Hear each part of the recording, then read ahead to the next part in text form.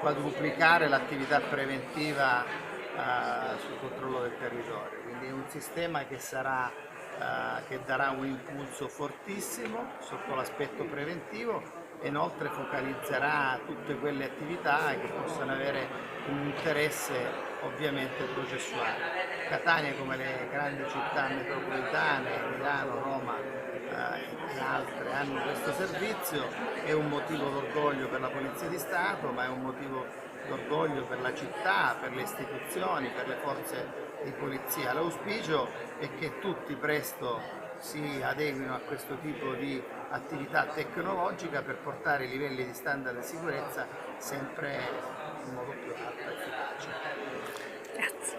Io volevo ringraziare appunto il capo della polizia per l'attenzione che ha voluto riservare a Catania e quindi inserirla nell'ambito e nel contesto delle grandi città italiane, permettendoci di sperimentare questo sistema che, come appunto detto il questore, ci consentirà di avere un'attività forte e incisiva sul territorio e raggiungere quelle finalità, come ho detto prima, che ci siamo sempre prefissi, di una maggiore sicurezza nelle nostre strade, di una maggiore sicurezza per il cittadino. Come prefetto ovviamente ringrazio il questore per questa importante innovazione che andremo ad introdurre e insieme a lui anche tutte le altre forze dell'ordine, compresa la Polizia Municipale, che collaborano quotidianamente per rendere questa città più sicura.